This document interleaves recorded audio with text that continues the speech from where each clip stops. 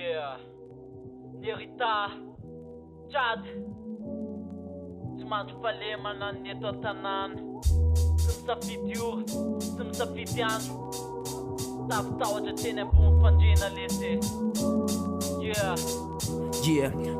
Sayaty mbola matsiaro fitaitainana lava kely ananana bandy ndray mpimaso monja de rava no itony zay tsy zafany jolaso ny olona ambony no atotomy kotika manakorotana an'le tany satria be de be ny tsy manana de be mpisamina de hoe fiarahamonina norma hoy ny azo fa kristianina nefa tsy vanina lahaty fotsiny ny tany lamba mijanona fa nilatsiny ain'iny de fa mandripaka ny anina sy anina de ozy hoe inona zany ny planina raisitsika mba tonga ny tany ilamina fa tsy variana mipitrapitra tsy misy fika mato mbola misy mibikabika de tsinona faniny ao ambadiky zany raha mandrika tsy manatsafidy lafa zay mandalo mampipanika 4 raha mainty be ty vao ady alika mampivika ny ambany tasina resaka tatasika fa hoe mivimbona antso-pika izy fa aka nitovantsika tsy maingy tanapolo fa maingy tsindro nantsy teny laty mate metsika laty passé mangagasy lanitra fela mangasy hasé malagasy atsika miara-mandrandiranantsy tsy maingy tanapolo fa maingy tsindro nantsy teny laty mate metsika laty passé mangagasy lanitra fela mangasy hasé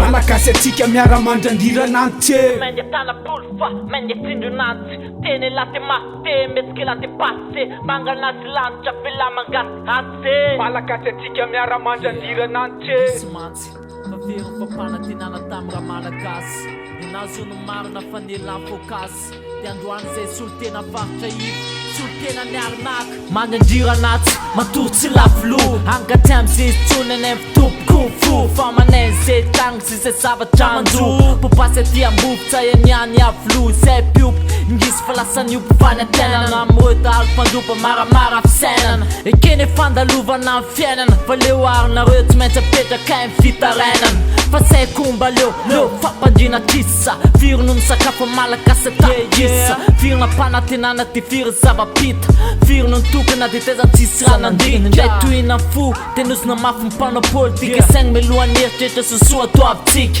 tena tsy mbola nandalovandrana nefa loha rano ritra